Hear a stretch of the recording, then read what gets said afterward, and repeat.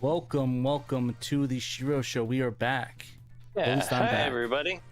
How's it going? You're back. I'm finally back. I'm back too. I'm back after a 1 week absence because we only do the show once a week. But Yeah. You're back after a few weeks of absence, so I'm glad to see you back there, Pat. I'm back behind the desk. Back behind the desk. I got a new office now. And it looks like the same office, but it's not. I'm in a different location now. An undisclosed location underneath the Mediterranean Ocean. Oh, wow. Fancy. Where no one will be able to find me. Fancy and secretive. Well, either way, I'm glad you could still broadcast from your secret underwater bunker and talk to us about Sega Saturn. Yeah, unfortunately, the walls are solid ice down here, so I can't exactly get a solid Ethernet connection, so I have to rely on some wireless connection, unfortunately, to be able to come through with you. So hopefully the connection is stable. Hopefully the internet from the bottom of this ocean is fine. Hopefully on the chat I'm not like lagging like ooh ee ooh ee ooh ee ooh. Yeah, like well, we've had some issues with that the last couple weeks, but it seems to be going pretty well so far today. So I'm hopeful. Exactly, and we got some new additions. I got some new tools that we've added to the show that will show off in a little bit. Nice. Looking forward to that. Well, hello once again to everyone who is watching us live and everyone who's watching us later and listening to us later in the podcast. Which we'll get. Sorry about that, about the delay from the live shows. I'm gonna. You've got a backlog to get through. Everybody listening to podcasts, so sorry about that. Sorry about that. Moving. I'll try to release it weekly. Not weekly, like maybe like every other day. Oh, sweet, Casamania Games guys here. Oh, hello. So I'll say hi to everyone. Do you want to say hi to everybody in chat, or should I? I can. I haven't done it in a while. So I want to say hello to Wiener Bob, Analog Black Sheep. Have ye any electric wool? Pudgy Bunny, Tales of Saturn, Captain Hodden, Dragons of Saturn, Neil Henderson, Paul Blort, Z64, Red Ninja, Lee Toastus with the Mostest, Twisty with the Moisty. Danthrax is here, obviously. He's right over there. I'm looking at him. Hugh Jazz, love that. Love some jazz, especially when it's Hugh. Let's see, David Zaney. Let's see, who else? Is there anybody else? Sasquatch in Time, Tom Fun, our local Saturn crack dealer. Good to see you in the chat, Tom Fun. Not actually crack, Saturn crack. He sells Saturn games. Shrek, if you will. To the Sega guys. Yeah. Don't impugn his name, Pat. Tom Flynn knows what he's doing. He knows what he's doing. Casamania Games, CM Ryan, nice to see you. Love Casamania Games. They have a lot of cool accessories you can buy. You can go to the store now and pick up some accessories. Usually I would make a joke like, oh, everything's 100% off if you use the code for SHIRO, but I don't want to do that. But just for funsies, use the code SHIRO and get nothing off because it doesn't work. It's on the code. But Berserker and Sasquatch in Time, Sega Steve's off work early for once. Nice. And I think that is it. Huh? I say good to see you, Sega Steve. Glad you could join us. Good to see you. I don't know why. I'll make sure the live chat's on. I had top chats. I want to see all the chats. I want to see everyone chatting. I don't want to see it missing in the chat. Mine's on top chat too. Oh, what and the then heck? Malenko. Got Malenko. We got Malenko. Well, I don't think you talked until like right now. So. Hello, Malenko. It's not my fault. He just messaged. I can't see Mr. Malenko. That's okay. He's here because he wants to hear his name mentioned in the story that I wrote about him and Shadow Mask's exploits that we'll talk about later in the show.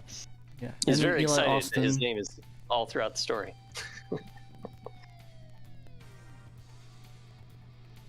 False too, he says. Malenko is #1 to everyone. But yeah, this has been a interesting week for everybody. I don't think we have to explain that. Oh, and Shadow Mask. I have to explain why it's been an interesting week. But if you turn on your TV, you should probably see some stuff about how it's interesting. But I think the thing that we have to talk about is take a moment and say a moment of silence for my Joey shoes. Unfortunately, they were sold out immediately. I tried to get them on Sneakers app, and not only could I not get the Joey shoes, but I couldn't get the shirts either. They had 2 cool Yu-Gi-Oh shirts with Red Eyes Black Dragon on the back. Also sold out on the shirts are on eBay for $150, and the shoes are about $500. So yeah, thanks Nike. The one shoe I really wanted. I mean, it's not like I don't have a deficit of shoes. It's not like I'm like walking with holes in my shoes at this point. Pouring out for Pat. Definitely the worst thing that's happened this week, bar none. So. Yep, that is the tragedy of the week. So I'm sorry to hear about that, Pat. I feel for your loss. You have my thoughts and prayers. I actually have a flex cam. I actually have a new thing. It's called a flex cam. So I had an extra camera lying around, and I thought, hey, why not use it for something? So, all right, here's the new flex cam. As you can see, I can show off the shoes I did not get. Nothing in my hands. Show off your flexes. Nothing. There's no shoes because I didn't get them. Thank you, Nike. Big middle fingers out. Apparently not a lot of people could get it either. Like, a lot of people said they weren't able to get the shoes either. Like, I seen a lot of people they do like these streams where it's called the cop stream, where they show them getting the shoes. Like, cop is in like to get, not the police. But nobody was able to get them. So it was everyone I watched was a loss. So apparently they had like 6,000 shoes and 2,000 in Europe that could be given, and yeah, there was no shoes that I got. So, but hey, I'm sorry. I can always pay $500 on eBay for him, so I guess Yeah. Capitalism, baby. Capitalism always comes through. Thanks, guys. I'm glad the people that could resell them got them, but I didn't get any, so thank you. But on the bright side, I did get some pickups though. Well, technically, a pickup and cleanups. So on my new flex cam, these are the Sylvester ones I got last week. I didn't really show them off as much, so these are kind of cool. These are like it's like a bike one. It has wear in it already, as you could see. That's kind of the point of it. Ignore my finger, it's the green screen effect. It's like a wear like already worn in stuff like that. It's kind of supposed to look like that. It's supposed to be like it's called Better With Time. But they're really cool. I like the red accents underneath them. They're like low, so they're good for the summer. The SHIRO shoe, Sasquatch said. Yeah, Malenko heard the rice cooker in the background at my house going off. Sorry about that. The rice is ready well ahead of dinner time. It's going to just keep it warm for us now while the show goes on. I just want to make sure there's nothing going on. It's a new set, new stuff, so I just want to make sure there's no... On my end. Yeah, so really cool design. I like it, especially this like little swoosh thing where it's like a mislabeled one. It has like these outline lines, so very cool effects on it. Really cool shoe. And my favorite thing is called Bike Air, or I like to call it Bikey. It's like sort of their bike line, because that's Nigel Sylvester, the BMX biker. So it's supposed to be called Bike Air, but I call them Bikey Air, like Nike. Okay. So yeah, let's get get pour out for the bikies. I also cleaned up this shoe. So this shoe actually might be familiar to people that are big fans of Slam Dunk. This is the actually I'll probably turn off the. I was gonna put the green cam, the green screen cam, but it's kind of just not looking good. So I must take that off. So these are the Jordan Fire Reds. I got these used and cleaned them up. They got some patina to them. Kind of cool. Patina. Like it's you like pay extra for the patina. Yellow, yeah, the yellow stuff. So it's like an off-white sort of looking thing. And this is like reflective on it. The reflection on it. It's like if you have it in the light, it like reflects. It's like a 3M thing. Captain Hod, thank you for the $3 SHIRO time, as you like to pronounce it. Thank you. These are cool. I cleaned these up a little bit. I got them in a trade for a shoe that didn't fit me. So, really cool shoe. Cool.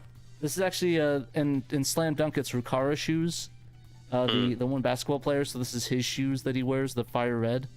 So very cool. I got a Halloween costume coming. I think I'm gonna wear like these and wear basketball jerseys for Halloween this year.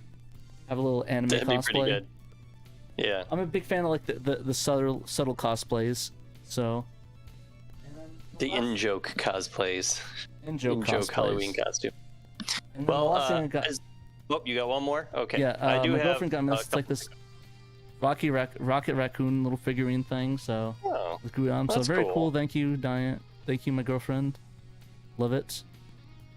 Malik says, "Wear your Caitlin Clark shoes." I don't wear shoes from a bad WNBA team, so there's that.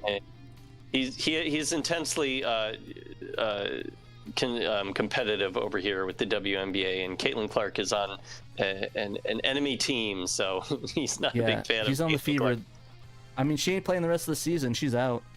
Hey, give me the $3. There's the $3. I didn't even see that. I thought it was just a chat. I'm sorry. That's rude. Okay, sorry about that. Thank you for $3, Malenko. Yeah, that's where they are. They're not on my feet. They're kind of cool. Like, I'm not gonna lie, the shoes are kind of cool looking, but I can't support that sort of behavior. But when the Alyssa Thomas shoes come out, I'll be first in line to get those suckers. Give me the Alyssa Thomas Jordans. Too subtle. You may know that, that Pat doesn't like Caitlin Clark, but maybe the viewers at home don't, so we have to explain it. You're just trolling him. He is trolling. I do appreciate it. Caitlin Clark and Mr. Bones, the two things that people control you over. Actually, I did go to the Phoenix Mercury game this week, and they lost. Oh, yeah? But they did it for a good reason. Sorry. because the other team, while it was close, we only had our B team players playing them. Like, all our good players only played the first half. The rest of it was B team, because we're in the playoffs, baby. Made to the playoffs, so resting. Gotcha. And so while we did take an L against the Spark, we did end up winning it, because they actually have to get 2 more wins to get into the playoffs. They're like on the borderline, but we're guaranteed in. So nice. The Guardians are fighting to still not reach the playoffs, because they're probably not going to catch the Seattle Mariners, but they're close enough to feel good that they tried. So yeah, go Guards, I guess. I feel that. I've been taking L's all week. I lost like a Warhammer game on Sunday. Monday the Bears lost. Tuesday the Mercury lost, and then I got the shoe loss. So it's like there's been a lot of L's this week. I think I probably suffered the most out of anybody. And you lost out on the Nike stuff, on the shirts and the shoes, so it's been rough for you, Pat. I'm so sorry. It's been a rough week. Honestly, I think I probably suffered the most this week. Like, there's been nobody else that suffered anything like I have this entire week.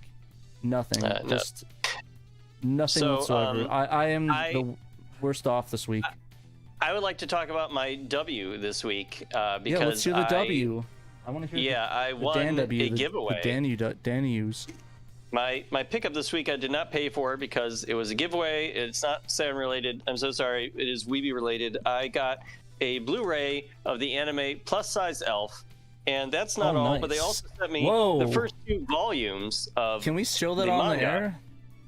The air? It's just her naked belly. Like, that's fine. She's got some stuff. I meant more the people in the fries over there. Oh yeah, I guess there are a lot of naked ladies. Kind of racy a little bit. The French fries do block it out, though. I guess the back of it is not as racy. So there you go. You know, you can show the front of it. Whatever. At this point, we've made enough jokes that I think we could probably be rated if there's anything. So what's a plus size elf? So what exactly is this about besides an elf that really likes McDonald's? No, yeah, that's it. Yeah, so the idea, the conceit is that the titular plus-size elf, her name is Elphida, she has come from her fantasy world through a portal into like our present-day world, and she has fallen in love with the food because all of our food is way better than the crap that they eat in, medieval fantasy world. So this is like her favorite food. Yeah, it is. And her favorite food she's found is French fries. Which I get a kick out of that because a certain someone else I live with also loves French fries, and she has Pudgy in her name. She's not quite as plus size as the elf here, but still, she does love her fries. So yeah, it's a goofy comedy. It does have nudity in it. Not going to lie, in every single episode. Which it's kind of funny. It's kind of cool that they sent me a couple manga volumes too, because as I'm going through it, it's not nearly as lewd. There's nudity in like one chapter where they go to a spa or something, so like it kind of makes sense that they're naked. But the other ones like they're how not. Much nudity we're seeing? We're seeing full toplessness, or is it one of those like the steam's covering their boobies sort of things? No, there's no steam in the anime. It was definitely uncensored, aside from the bits they can't show because it's illegal to do so in Japan. So yeah, no, there's toplessness in Plus Size Elf in the anime, and they find any excuse they can to get it in there in every single episode. The episodes are only like 15 minutes long. They're short. They're just like it's mostly like a goofy comedy. So it's like the Yakuza Dad or whatever. What's that called? Don't know. The one where it's like I don't know if anybody knows that the one where the dad's like an ex-Yakuza member, and he's like an ex-Yakuza dude. It's like they're like 15 minutes each. I forgot what the name of the show is. So yeah, I mean there are some 15. There are some 15-minute episodes. Tales of a House Husband. Yeah, that's it. Tales of a House Husband, I think. Okay. It's the one with the guy's in the Yakuza, and he like does like a bunch of menial tasks, and it seems Yakuza-esque. I was like, let's get the good stuff, and it's like they think it's cocaine, but it's like really flour. No, Way of the House Husband. That's what it's called. Way of the House Husband. That's what it's called. Okay, yeah, no, this has a lot more animation to it. Way of the House Husband. I watched one episode and I'm like, this is like PDFs sliding around on screen. Like, why didn't they animate this animation? I don't get it. Plus Size Alpha is an actual cartoon, but it's just short and funny. And so they had like a giveaway, so I just like entered into it. three people were gonna win, and here I actually won. I'm like, oh, yeah, sure. You know, I watched the whole thing on High Dive. It's a High Dive thing, and I subscribe to High Dive, and they have their own thing called Sentai where they sell Blu-rays. That's where this technically comes from. Yeah, so that's kind of cool. Check that series out. I've been watching a similar series. Not sure I can mention on the air for reasons, but let's just say that it's about a bunch of people that go from they're foreign exchange students, but they're all like animals. So like animals. Yeah. Okay. So that's all I'm gonna say. I'm not gonna say the name of it for obvious reasons, but it's this one where this guy's like mentoring a bunch of like interspecies like people that come like stay with him in this house or whatever. But it's pretty cool. I like it. Okay, that's good. Something about monsters or something like monsters. That. Okay. Monster something, I don't know. But anyways, you'll have to tell me about it off the air. Definitely. I'll share you the torrent files. I'm joking. But oh god. But anyways, we should probably get into the community challenge. Yeah, we got a little community news to talk about as usual this week. Sorry, there's a gnat flying around my face. Dang. So I'm waving off here. Community music playing. Half the anime. Yeah, it's half the anime. Oh god. Sorry, that just got me. So yeah, our September Community Challenge is continuing this month. We are finishing up week 2 here this weekend, and of course the game is Dark Savior. We're doing there's speed running categories, but there's also just like playing through different parallels each week. And this week everybody was playing Parallel 2, getting to the second ending essentially of Dark Savior, and there's been a lot of good discussion this week. I only have the stats for Parallel 1 right now. Okay. I think Gregory Rasputin's been really busy this week, and he usually does the charts, so sorry about that, guys. You didn't give us a write-up this week, so hopefully we can kind of get back on track with that next week. But next week will be, I believe, Parallels 3 and 4, and that's because one of those is super short, and takes very little effort to do. You just wait out the clock, basically. So the other one takes a little more effort. So just kind of combine the two into 1 week. So that'll be next week's challenge as far as the book club goes with Dark Savior. So yeah, I think people have been having fun getting to check out Dark Savior. I still haven't yet, and I really want to. It just this week has been really busy for me, just like real life wise. I haven't I didn't even get to like play any other games with my wheel. I loaded, because I got a Saturn wheel, racing wheel a couple of weeks ago, and I wanted to try out Hang On GP. I did throw it on my Satiator's SD card, and I already had Sega Touring Car on there. I want to try both those out. But I've been helping Bunny out because she hurt her back. Her back's been like really hurting her over the last week, so I've been like kind of taking up a little more of the chores and stuff around the house and trying to take care of her. Look at you, Mr. Dan the man. I'm not. She's in pain and can barely move some of those days. Now she's got some like good medication. Now we finally got up to the doctor, and it's helping her to move around a lot better and feel a lot less pain. So that's good. But yeah, she's kind of needed some of my help this week, and then my parents needed us to go out to their house to move a couch out of the house. Wow. After work one day, because I would have sent them the link to getting moving help and be like, here you go, there's your help. Yeah. So I've been just like busy with that and this, that, and the other thing. So yeah, hopefully I'll be able to get to some Saturn playing this weekend or next week. But speaking of this weekend, we're going to go see the Demon Slayer movie. Already bought tickets. I'm going tomorrow to see that too. Are you? Yeah, we're going tomorrow. I haven't seen the last season though, so hopefully it won't spoil too much. Yeah, not that much happened last season. They just did a lot of training. Honestly, because the last season I watched is. Oh, sorry, I'll let you go. No, you go, Dan. I was just saying okay. The last season, I guess if you watched you can skip all of except the last episode. Just watch this episode, and that will tell you how they got to where they are heading into the movie. I think actually the movie comes with a recap beforehand. It starts with a recap, so that'll help you too, if I recall correctly. I could be wrong, but I think it does. But yeah, so go ahead. So the last one you watched was probably the Swordsmith Village arc. Yeah. It sucked. Yeah. Sucked ass. Oh yeah, I wasn't a big fan of it either, honestly. Yeah. The last two seasons sucked too. Yeah, the last two seasons have been absolute not good. I mean, I like the entertainment arc. Sorry, we're talking about Demon Slayer, guys. Yeah, it's fine. I mean, we have 3 articles, so we have some time to kill. But okay. But yeah, I mean, the thing is that's a geek podcast, so this is what they're gonna get a little bit with that. So, anyways, like I was saying, the last 2 seasons have been really disappointing to me. The entertainment arc was okay till the end, then it started oh, I actually survived because I've moved my organs 5 degrees, and oh no, this guy's dead. Oh no, look at Nezuko has a fire ability that can make him not dead. And it's okay, bruh. The fight got a little goofy, but it was visually amazing, just like all fight scenes in the show are, to be fair. But I guess I'm a story guy, so the story has to be good for me to it needs to be good for me to like it. It's pretty, I'm not gonna deny. Yeah, it is. But they haven't had a good story since the first season. Nobody's watching Demon Slayer really for the story or the dialogue. Mugen Train was pretty good. I like the Mugen Train story. I don't know. I wasn't that big of a Mugen Train fan. I know a lot of people liked it though. I liked it because they took risks. That's why I liked it. They killed off the dude. They weren't oh, look at Nezuko's magic power. No, he gets stabbed and dies. Yeah.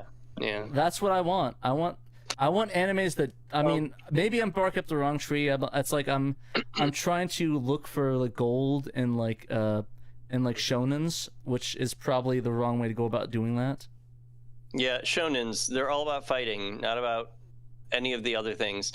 Somebody does get offed at the end of the most recent season of Demon Slayer, by the way. So cool. You have that to look forward to if you want to. Yeah. Yeah, no, I'm excited to check it out. I'm glad this is going to be the end of it. So I kind of like animes that end. I don't think this is the last movie they're making. I think they're making 3 movies. Oh, is it going to be a trilogy movie thing? Yeah, I think they're separating the Infinity Castle arc into 3 movies so that they can make all the money. They did the same thing with Attack on Goddamn Titan, but the thing that Attack on Titan did is that they didn't show them in theaters, which they should have done. Why didn't they do that? They never showed the last. Money. Yeah, they split it up into 3 movies, but they never put them into theaters where people would want to watch that in theaters.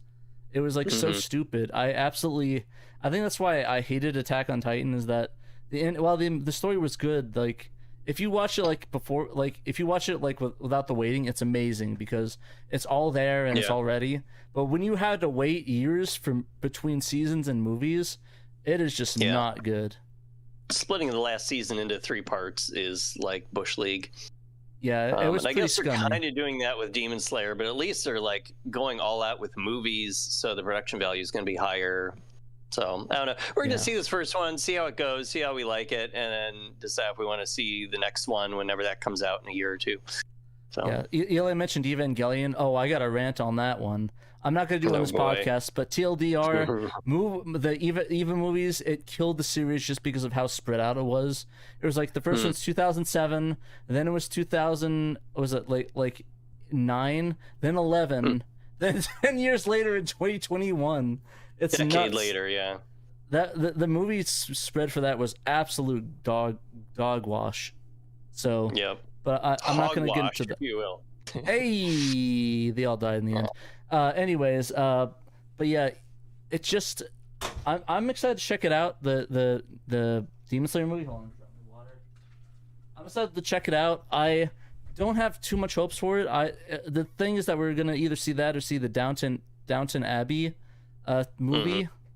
So it's like, and we only want to see the Downton Abbey movie just because they have a thing where they're serving like crumpets and scones and stuff. So crumpet hype.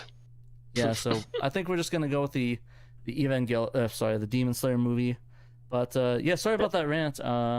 I just had to rant about Demon Slayer because it just disappoints me. It's set up for goodness, and somehow the mid of My Hero Academia overtook it, which is surprising. But also Vigilantes is really good. Go watch it.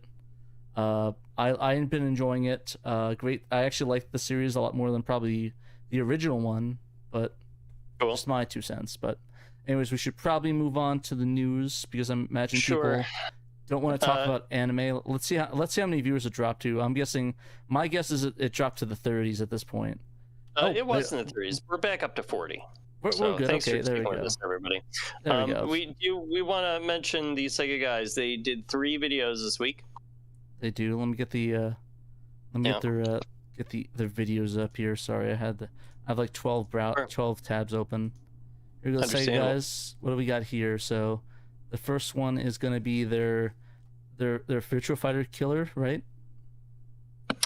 Best of Sega, Last Bronx Sega Saturn, when AM3 took on AM2's Virtua Fighter. Is their first video earlier this week. They followed that up a couple days later with a Sonic Racing Cross Worlds hands-on, the next racing icon from Sega, ?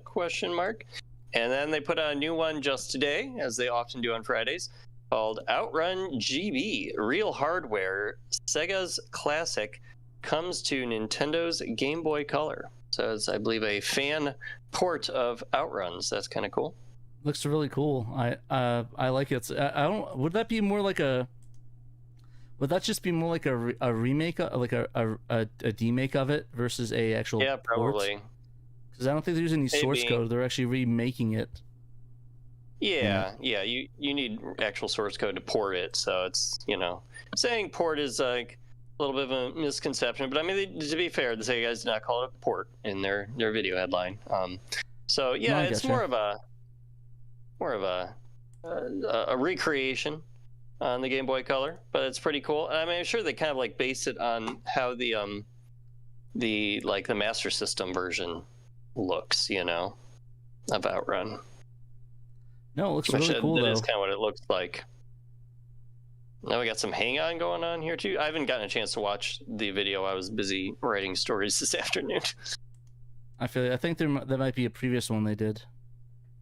Oh, okay. Like maybe it's like they did that. Yeah, cool. But yeah, no, it's really cool.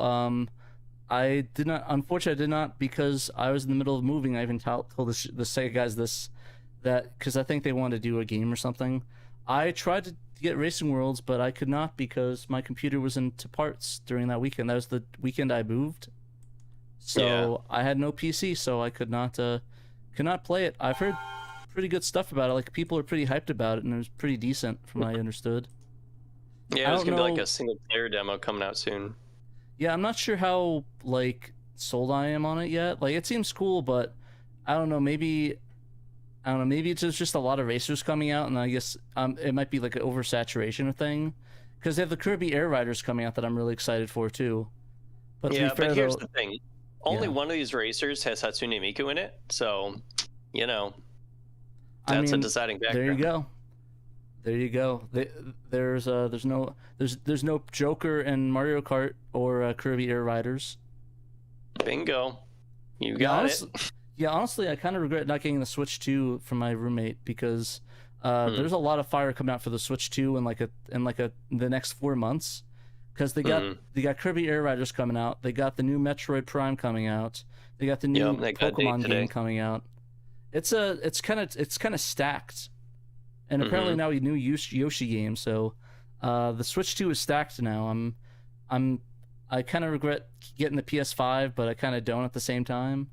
Because I thought the Hyrule Warriors Imprisoning War game looked pretty cool in that Nintendo Direct today. It looks pretty good. I like those Musos. It looked pretty good. I think the King of Hyrule's hot. I mean, I thought the game looked really hot. Okay. I think it was really hot looking game. I don't know. I'm a fan of Dynasty Warriors style games, so I think I kind of like that a lot. I'm kind of excited. There's the remake of Dragon Quest VII coming out. That's kind of cool. Yeah, that's true. I'm trying to think what else. The Metroid finally got a release date. Kind of a bit too close. Like it's coming out in like 2 months or like 3 months. Like it's coming out like less than 3 months. Coming out like 2 months and some change. Coming out in December 8th. So people waiting a decade for it. Why make them wait any longer? Yeah, I definitely think I'm gonna play that. I'm gonna get the Switch 1 version of it though. I know it's not gonna look as sexy as the Switch 2 version of it. I don't. Principle. Yeah, I actually don't know if they have any, like, you know how they had the Switch 1 emulator stuff. I don't know if they have anything for the Switch 2 yet for that. So I don't know if there's. I don't think so. Yeah, I don't know if I can pirate that yet, but maybe. Anyone get Silksong? I have not. No. I have not either. I'm not a big fan of those games. Well, I mean, I'm a fan of those games, but I never really played the first one, so I'm not gonna play the first until I play the second one. But it's really good. The first one. About that. Yeah, people seem to like it. Although I've heard a lot of people that it's very difficult to play. It's a super hard game. I played the first Hollow Knight a little bit on Game Pass a couple years ago, and yeah, like it was neat, but I didn't like super get into it. So not every game is for everyone. Fair enough. No, I definitely get that. I still need to play the Metal Gear Solid 3 remake too. I have not played that at all. But again, I've been moving and everything decided to drop at once. So it's like, it's like I can't be like, sorry, girlfriend of mine, I cannot do moving today. I have to play Metal Gear Solid 3 for the entirety of the next 3 weeks. Sometimes you just gotta draw the line like that, man. Yeah, no, she has to make her do all of the unpacking. That sounds about right. That sounds like a good relationship stare. Yeah. Give and take.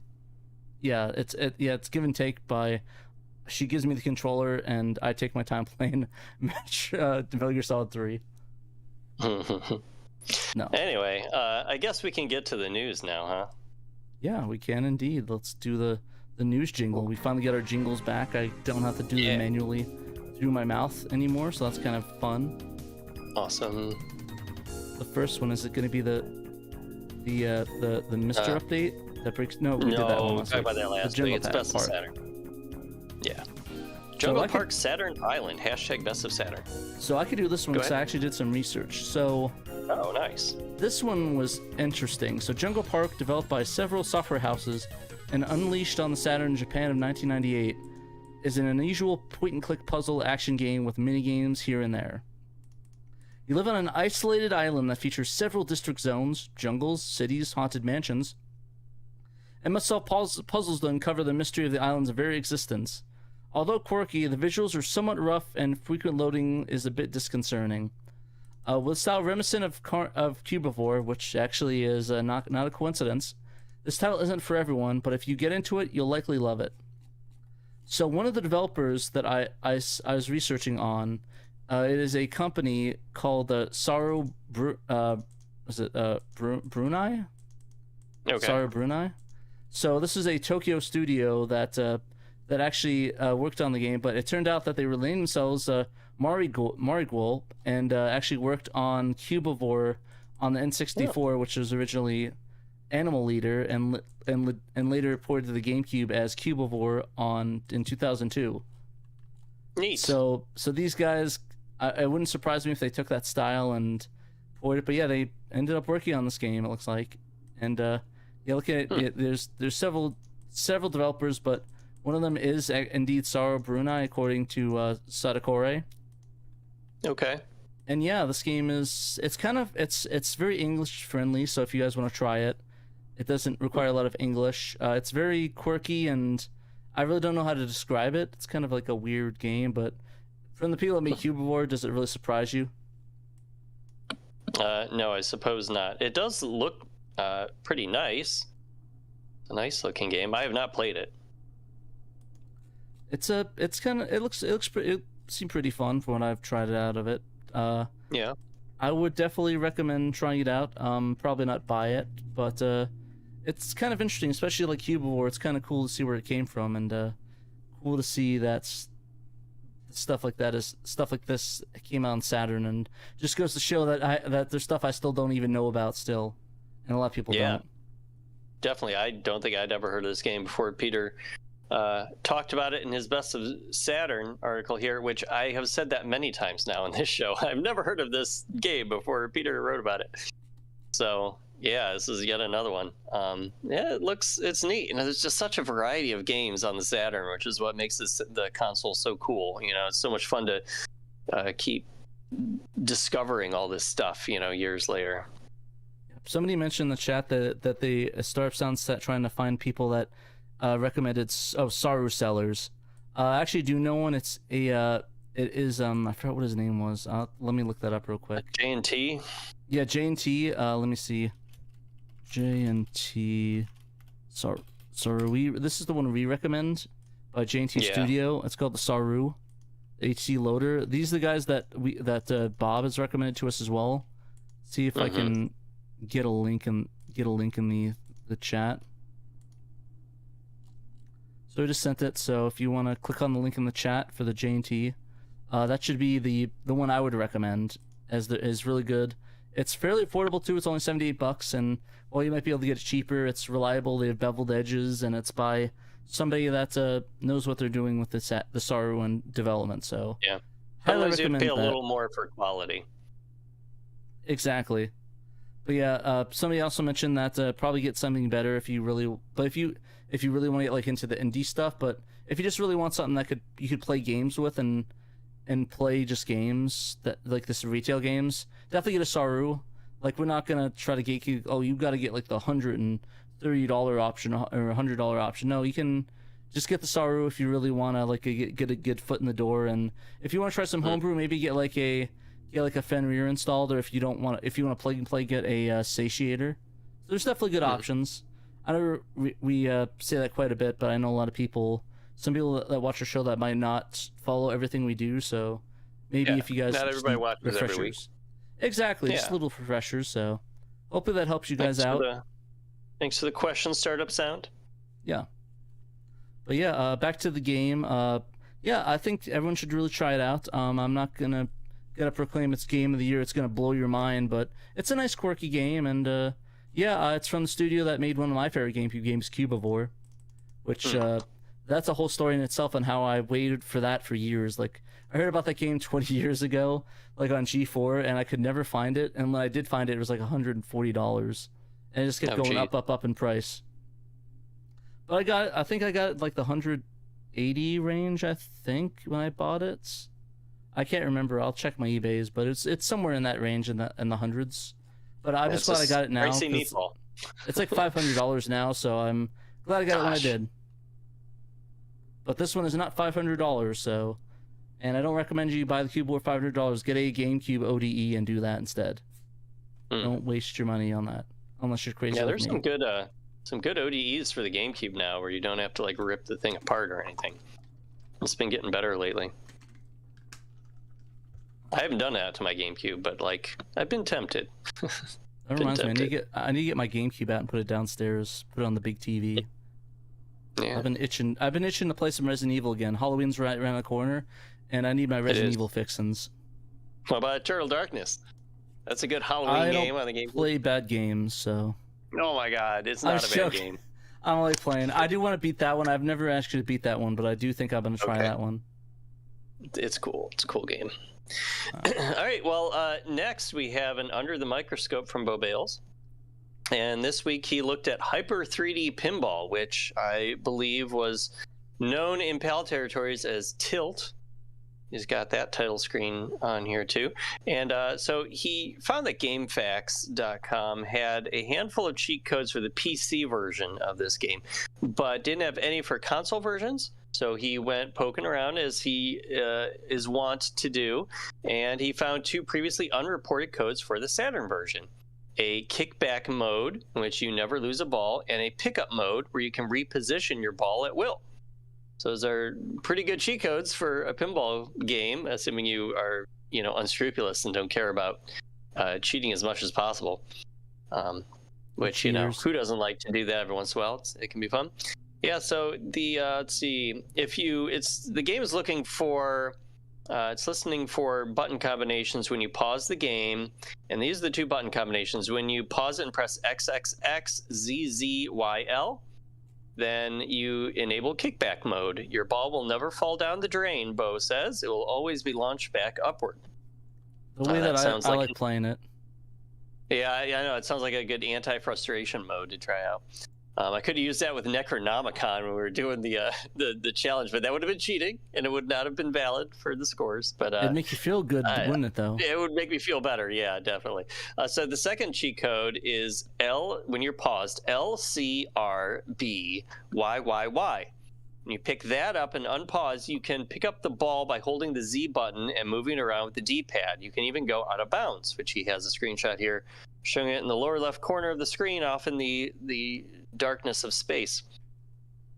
So that's pretty neat. Now, both of these correspond to cheats in the PC version of the game. That version has you type out kickback to enable the kickback cheat and pick up ball to enable what it sounds like. So, yeah, cool little unknown cheat codes that we know about now, thanks to Bo. Yeah, I think I remember we did cover this game for the pinball podcast we did. Okay, quite a number of years back. Only so many pinball games on the Saturn. There are several, so yeah, it would make sense you would cover this one. Yeah, this one is pretty okay. I wasn't the hugest fan of it.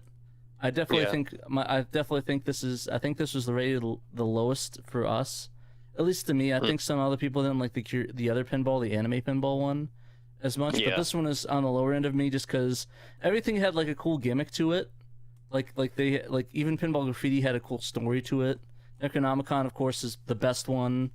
The other anime, Kuroki, I think it's called, Pinball or whatever, was pretty good. The one where it's like it's like looks like you're in hell, and then you make your way up because you're in heaven or whatever. Yeah, that's a neat looking one.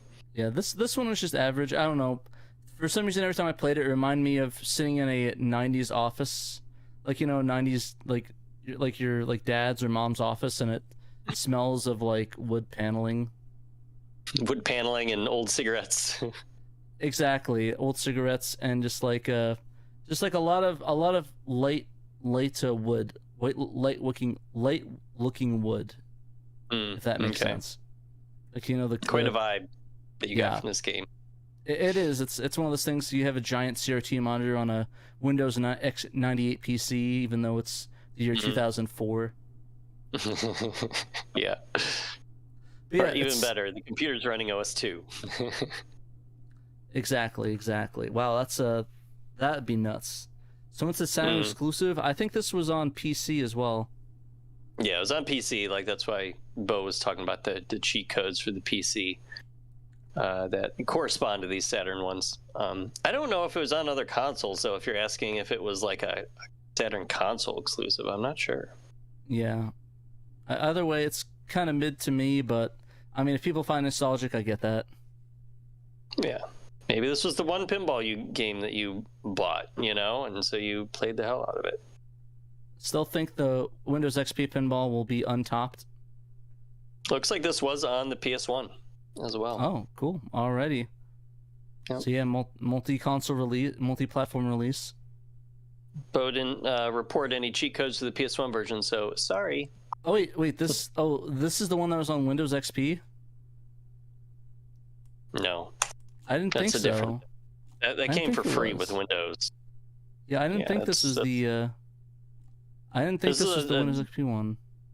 No, yeah, this is a game that was like sold separately.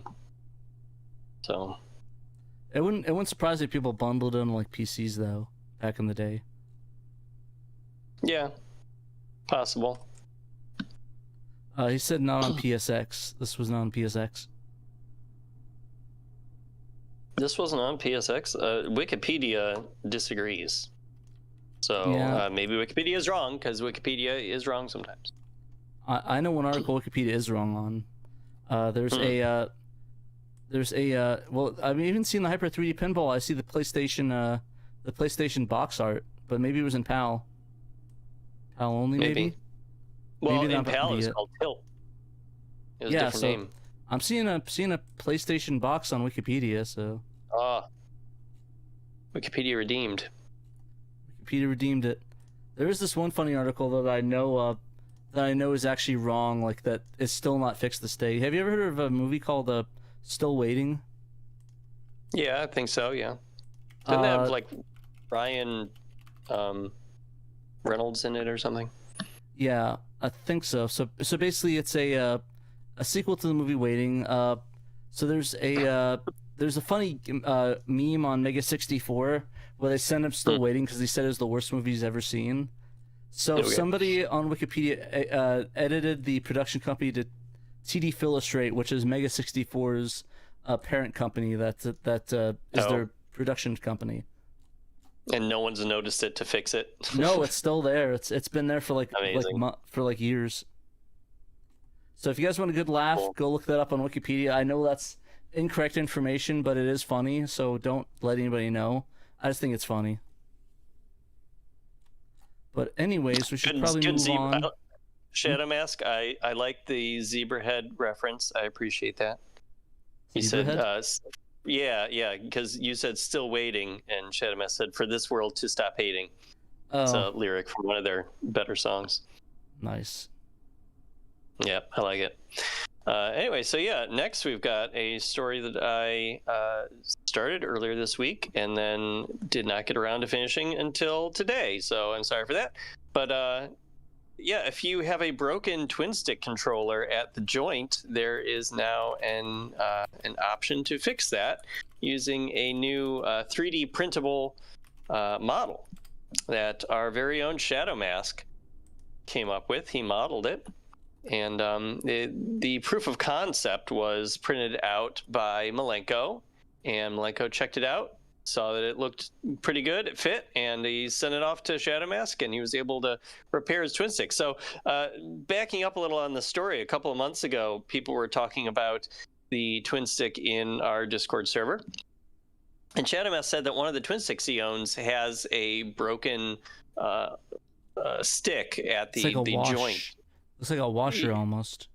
Yeah, kinda. It's sort of like dome-like, but with a couple of little bits sticking out from the side. So yeah, it's like it was cracked on his, and he didn't want to like buy a new twin stick, not new, but you know, a different twin stick and harvest a part out of it or something to fix this one. Like that would, you'd have to try to find another broken twin stick, but it's not broken in that spot.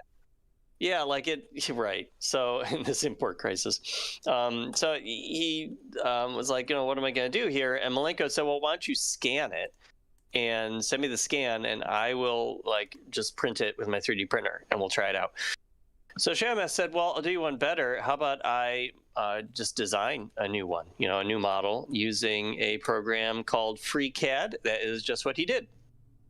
He designed a replacement for this little joint for the twin stick, and he sent the files over to Malenko. Malenko printed it out, checked it out using I think the 100% option or something on his printer just to make it as strong as he could. Yeah. And because this is going to take some abuse. And he said it seemed to work good, so he printed out several of them and sent them off to Shadow Mask. It was a very nice team up between the two. And Shadow Mask posted some photos here. I've got him in the article of him. Posted a photo of him installing it in his twin stick, and he said it works. He seemed to fit all right. He said, yeah, I guess he was a little surprised that his first try it fit, but he nailed it. So he said he might make some adjustments, so there's less trim required, but overall it's a snug fit that should hold up to the spring tension that will be on it. Yeah, and you can actually go to his spring, his account's linked here, his Thingiverse account, and it does indeed have all the files for it. You can print it up. You can actually have it sent to a 3D printer near you and have it printed out. Yeah, you can go to Micro Center, or if you have your own 3D printer or a friend who has one, then yeah, you can just download these files off of Malenko's Thingiverse account, his page, his Thingiverse, I guess. His Thingiverse? And this Thingiverse, and you can print one out for yourself and fix your twin stick. So that's cool. Yeah, definitely go do that. And I really love seeing stuff like this.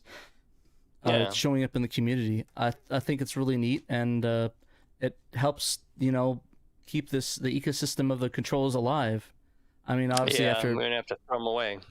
After 30 years, these things are not getting any stronger. So it's cool to have options like this. And you can download this here thing. This should be reposted to Bob's website. I think he'd like this a lot, if it's not already. Yeah, he probably would. Oh no, I just put this up on our site earlier this afternoon. So yeah, maybe I'll throw it up on Retro RGB this weekend. You should. This is really cool. I think Bob would love seeing some stuff like this. He always covers neat stuff, and getting this to a wider audience is always a good thing. Yeah. Now, we do have one mystery that Malenko brought up that I wanted to include in the story. We don't know if this part would also work inside a Dreamcast twin-stick controller. That would be something interesting to maybe check out. Yeah, if you guys have a Dreamcast twin-stick, let us know. Open it up and let's see it. Unfortunately, it's I don't. The joint, same size and shape. Honestly, the one thing I think a lot of people recommend, though, is just getting the Saturn twin stick and get an adapter for the Dreamcast. That way you can use them on both. It's because the Saturn one's more common. It's cheaper. That and I think it just aesthetically looks better. Oh, it's objectively is a better looking controller. The Dreamcast one's beautiful. The Dreamcast one's kind of like just plasticky and doesn't have any cool decals on it. So it's like. By the way, the twin stick that is glowing in the banner of this story is my own twin stick. I took a photo of it earlier today. Look at Dan. So, you need to send me your Lightbox resources so I can use it in other articles. Okay. Like maybe what I did with this one, because I've been using for the last few months I've been using Paint Shop Pro because I bought a really cheap license for it off of Humble Bundle, I think. I had never used it before a few months ago, 4 months ago. So I've been like slowly learning how to use it. So that's what I've been doing for all of our banners and stuff.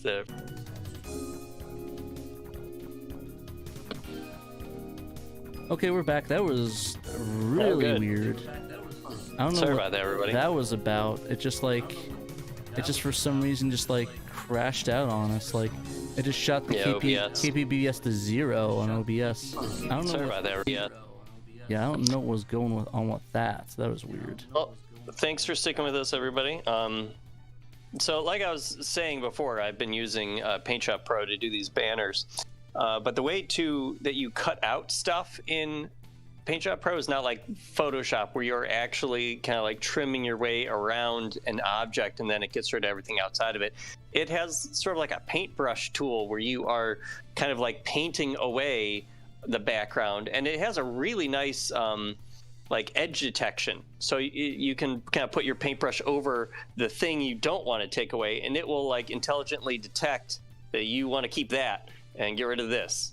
It's really cool, but it is time consuming to actually like go around it, especially if it's like a large image with like a lot of background. And sometimes if the background does have like little details, it will fight you on getting rid of them.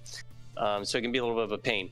But I had the idea with this particular one, with this twin stick for this banner. I took a photo with my iPhone. And with the iPhone, you can press and hold with your finger on your photo on the subject of your photo, like a person or a twin stick controller in this case, and it will intelligently detect that thing, and it will kind of like bring it up off the image, and then you can copy it or share it to someone. So I shared it over to Bunny's Discord, and then I went on my PC and I kind of like downloaded it, and it automatically makes everything around it a transparency, like a PNG. And that was the easiest. Like the easiest cutout. Yeah, it's like an iPhone thing. Like it's the easiest way to do it that I found. Much easier than even Photoshop. So yeah, that's what I did with this particular one.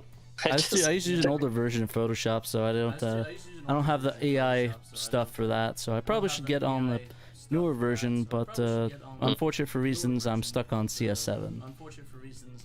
Okay.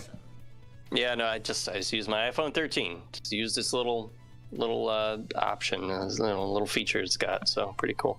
Well, yeah, I didn't even think of that. Just like using the cutout tool for the iPhone, like the sticker thing. Yeah, you press and hold, and you can make a sticker, or you can copy it, or you can share it to somebody. So I shared it over to Bunny to use her, my PM with her as like a scratch you gotta pad, be and then kidding me. I hopped on PC. Are we losing it again? I figured out what the echo was. The camera wasn't muted. I keep forgetting that that's an option. Is the Cairo camera. So that's probably gonna be a bitch. I hope it's on all the tracks. That would really suck. Oh boy, it's on all the tracks again. That's great. Thank you, camera, for doing that. So sorry, bad. It's Why all don't you guys tell me you had an echo earlier? Yeah, nobody said anything earlier. Maybe it wasn't as high up. Maybe. It always happens. I always forget to unmute it because I don't expect because when you connect the camera, it doesn't. Because like when I hooked up the camera, it just forgot all the settings I had. So it was like, oh, obviously you want us to be like a microphone. So here you go. Yeah, that's a fun time. I always love that feature. It's such a great feature when they do that. So I need to go fix that later and make sure that the camera die input. Are you kidding me? Well, why would that be the main audio? It switched that. Yeah, that's so stupid. Just to wrap things up, thank you, Shadow Mask, for designing this cool thing and sharing it with the community. Thank you, Malenko, for sharing it with the community as well through your Thingiverse account. And good collaboration, guys. Hopefully, maybe you guys can do it again with some other parts that, easily break on some of these old controllers. Heck. Oh, I see what happened. Everything they have okay, the two Pat? cameras. Yeah, let me guess. The flex cam probably. Yeah. Okay. No, I got it. It had the both webcams had audio on it. Okay. Fine. But anyways, yeah, sounds good. Do we have any? Oh, wait, no, it's news. Anyway, one more story. Yeah, let me get that up. The browser had closed on me. Yeah, I banged this one out right before the show because this was breaking news as of earlier today. The top video game analyst for market information company Circana posted top 20 charts that give a glimpse into the performance of Sega Saturn games in the U.S. Matt Piscatella, executive director of games for Circana, posted the charts on his Blue Sky account earlier today. He addressed taking criticism for missing the Saturn's 30th anniversary in North America in May after posting similar charts earlier this week for the PlayStation and Dreamcast when their 30th and 26th anniversaries, respectively, rolled around. He said, so apparently I missed the 30th anniversary of the NA launch of the Sega Saturn. It happened on May 11th, and it's been implied that I showed my anti-Saturn bias by not posting a chart. Honestly, I just didn't think about it, but here's the list. Next time, you can just, ask. No. And I did ask, and I don't think that I was catty about it. So while I do appreciate that he did post the chart eventually today, I less appreciate all the sass that accompanied it. But whatever, I'm glad he posted it either way. So yeah, what we've got here is really two charts. On the left is the top 20 Saturn games in the US by the number of dollars that they made from their sales. And on the right is a chart that ranks the top 20 Saturn games in the US by their units, by the actual copies that were sold. So there are differences between the two, and the differences can be really kind of illuminating between the two. Now, the top 4 games that are on both of these lists are identical. The number 1 game in the United States was Madden NFL 97. That really doesn't surprise me. It doesn't surprise you? I think it would surprise some people. Sports games just sell so hot here, and any Madden games are going to be the hot sellers. Yeah, football is the biggest sport here in America. Yeah. So a lot of people don't realize that. They're like, oh, why is if you looked at the PlayStation, it would be the same thing. Most of the top sellers are going to be sports games, if not all of them. Yeah, well, he did post the PlayStation 1 charts. I don't have them in my story, but yeah, I think a lot of them were sports games. A lot of them are sports games. It's not surprising to me, at least. Yeah. So the number 2 game in both dollars and units was Nights into Dreams. So that probably makes a little more sense to people, being kind of the flagship game of the Saturn. Number 3 is Virtua Fighter 2, and number 4 is Daytona USA. So yeah, and Daytona was a launch title. Yes.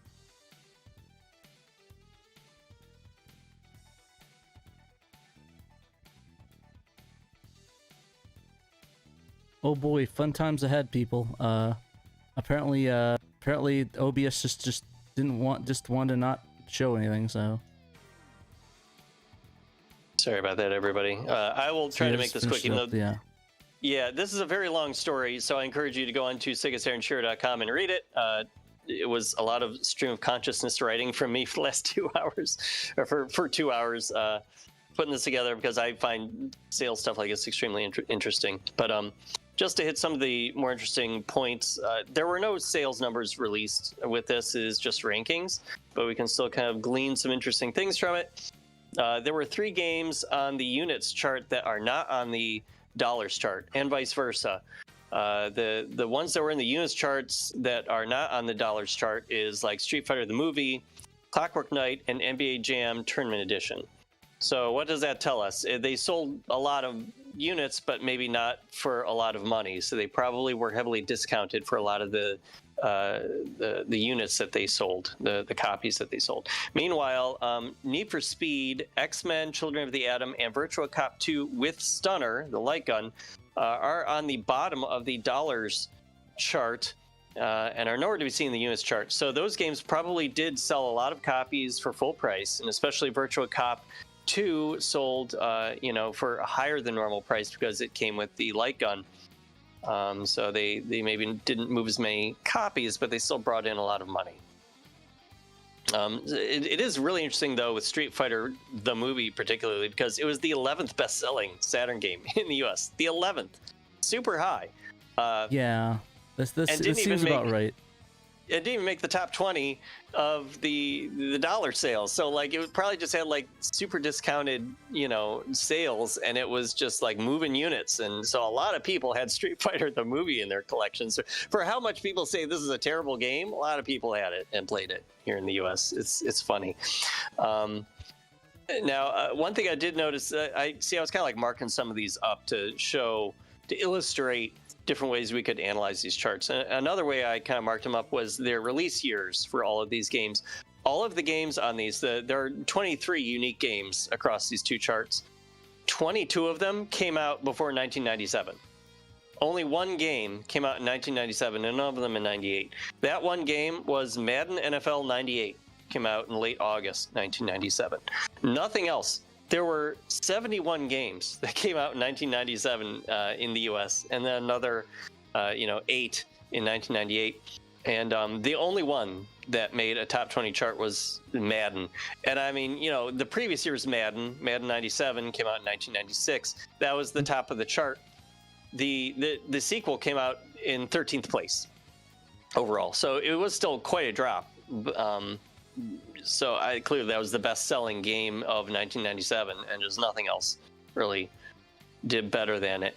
And it is interesting to note, though, that like the top 2 games came out in 1996, Madden and Knights. The top 4 of the top 6 best-selling by units came out in 96 because Sonic 3D Blast and Tomb Raider were 5th and 6th.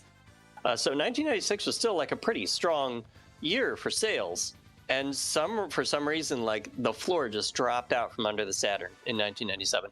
I think that's particularly interesting considering like that was the Saturn's strongest Christmas season, was 96. It moved a ton of units, especially with that 3 free games offer with Virtua Cop and Virtua Fighter 2 and Daytona. So it's like, okay, you have all these new Saturn owners as of that Christmas. Heading into 1997, where did they all go? Did they just happily play, Knights and Tomb Raider, whatever they got that Christmas, and the 3 games they got for free with their console, and then that's it? They just sat on them? Nothing else interested them in 97, except maybe Madden? Like, I don't get it. Well, I can tell you why. Probably a lot of people didn't have it in 97 because they sold them and went over to the PlayStation. Yeah, and that could be another reason, too. Yeah, and the N64. Which had just come out in if you fall want to play a 96. console that other people have and want to play versus this little thing that has nothing. Yeah, it's like the install base essentially shrunk for the Saturn in 97. I mean, that's some bad juju right there. That's some bad word of mouth that people were en masse selling their Saturns possibly in 97 for other consoles. Yeah, do we want to talk about the comparison in Japan real quick before we close it out. Yeah, so I did look at the top 20 Saturn games sold in Japan, which were posted in the Sega Extreme forums by the Big O2 a couple of months ago. We talked about it in the show a little bit a couple months ago. And there are some games in common. There were 6 games in common. Virtua Fighter 2, Sega Rally, Virtua Cop, Daytona, Nights and Dreams, and Panzer Dragoon. Of course, Virtua Fighter 1's also, Virtua Fighter 1's also on the Japanese list. It can't be on the American one because it was bundled, and that's just the way Circana does their list. But it would have been, I imagine, if they did it differently. If you count every Saturn, then yeah. Yeah, every copy that existed in people's hands, then Virtua Fighter 1 would be in combined too. If you want estimation, just count on me. Saturn sold America. That's how many copies of Virtua Fighter were out there. Yeah. So of the 13 other games in the Japanese top 20, though, 7 of them were never released outside Japan. Those being Sakura Wars 1 and 2, Robot Wars F and F Final, Shin Megami Tensei Devil Summoner, Let's Make a Pro Soccer Club 2, and Grandia.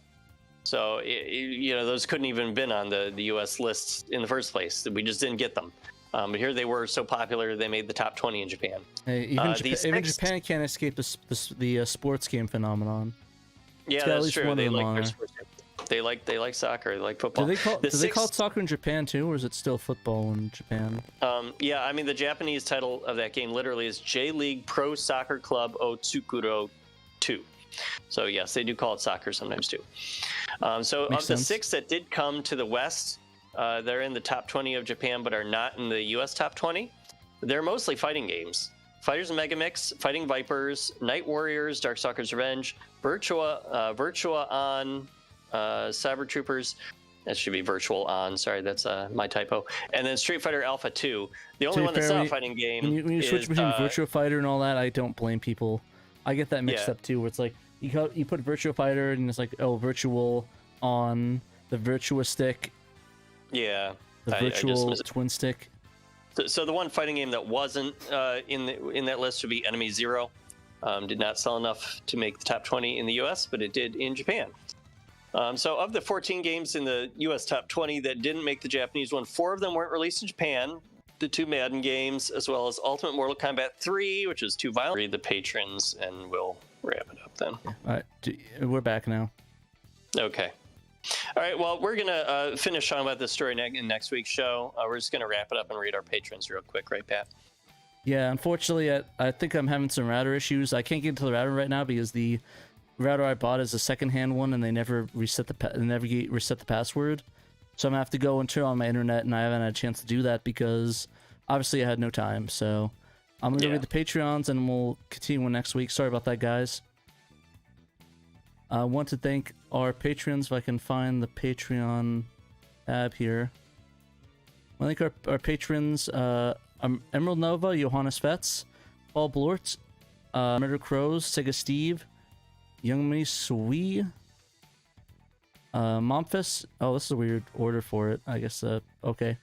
Shadow Mask, Derek, Pasquale, aka Team, Patrick Fundataku, Rowan Dinkt, Nutrageous, Rubber, Normal Guy, Cerillion, Jim Clasher Rank, Stoneman, Daniel Fredrickson, Chris Piper, Linewing Publishing, The Sega Guys, Evil 42, Orlando Guy, and yeah, that is it. Thank you guys again for supporting us at the $10 and up level, $20 and up level. If you guys want to get your name shout out, you can back us at the $10 and up level.